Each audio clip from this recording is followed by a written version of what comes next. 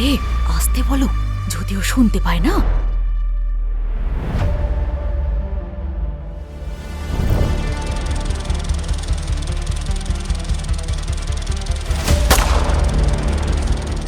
যখন শহরের সবচেয়ে বিখ্যাত এবং ধনী উত্তরাধিকারী আরমান সিংঘানিয়া তার নতুন বউ আস্থাকে নিয়ে নিজের বাড়ির দরজায় এসে পৌঁছালো, তখন আশেপাশের মহিলারা নিজেদের মধ্যে ফিসফিস করা শুরু করলো। আরমান সিংঘানিয়া বিয়ে করে নিল? ও তো মেয়েদের সহ্যই করতে পারে না, তাই না? আরে আস্তে বলো, যদিও শুনতে পায় না, তাহলে তোমার রক্ষে নেই। শুনতে পাচ্ছি আমি, কানে কালা নই, সামনে আছি বলে যা খুশি তাই বলবে। তোমরা জানো তো আমি কে, আর আমি কি করতে পারি তা নিশ্চয়ই তোমরা জানো। কি নাম ছিল জানো তোমাদের ওই বন্ধুর? পুষ্পা। পুষ্পার নাম শুনতেই মহিলাদের আত্মা কেঁপে উঠল। তোমরা ভুলে গেছো হয়তো আমি কি করেছিলাম। আরমান বাবা, বিয়ের পরে একা বাড়িতে ঢুকতে পারবে না, বৌমাকে নিয়ে এসো, যাও। ছোটবেলায় বাবা মাকে হারানোর পর দাদুই ছিলেন একমাত্র মানুষ যাকে আরমান নিজের জীবনের চেয়েও বেশি ভালোবাসত, আর ওনার কথা কোনোদিনও সে অমান্য করত না।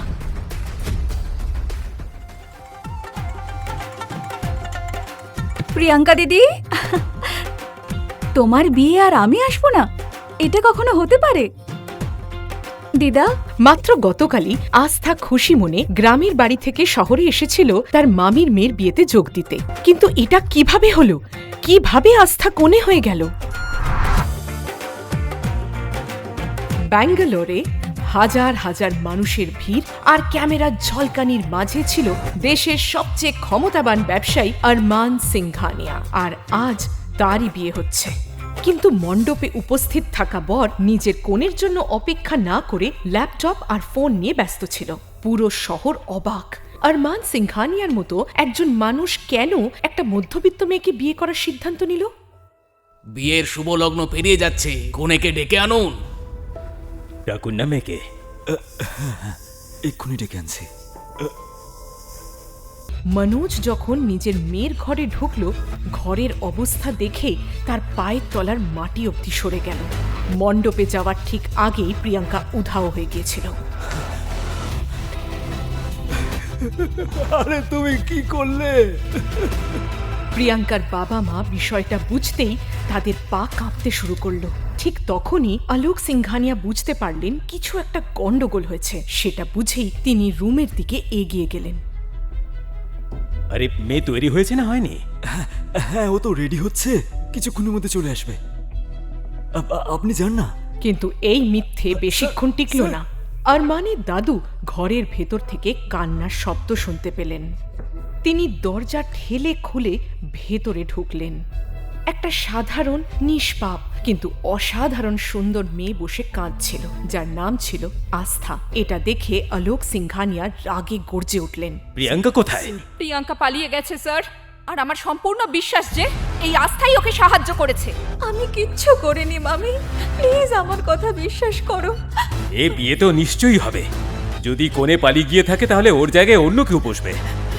যদি এই বিয়েটা না হয় তাহলে জানো তো আরমানের রাগ, আরমানের রাগ থেকে কেউ বাঁচাতে পারবে না, আমিও না। এই সব কিছু এর জন্য হয়েছে, তাই এর মূল্য ওকেই চোকাতে হবে। শোন আস্থা, এখন আরমানের বউ তোকেই হতে হবে, শুনতে পেয়েছিস? আস্থা, তোমাকে এই বিয়েটা করতেই হবে, না হলে আরমান সিংঘানিয়া আমাদের সবাইকে প্রাণে মেরে ফেলবে। আরে তুমি জানো না ও কতটা ভয়ঙ্কর। আস্থার কাছে আর কোনো পালানোর পথ ছিল না। ওকে সঙ্গে সঙ্গে কনের পোশাক পরিয়ে সাজিয়ে দেওয়া হলো, আর মুখ ঢাকার জন্য মাথার উপর ঘোমটা দেওয়া হলো।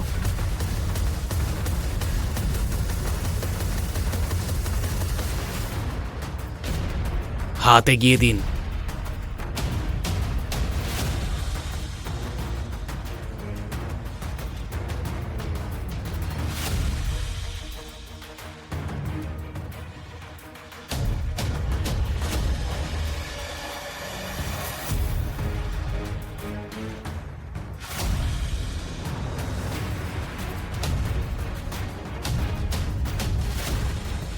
পুরো মুখ ঢেকে রাখা ভারী ঘোমটার কারণে আরমান বুঝতেই পারেনি যে কোণে বদলে গেছে।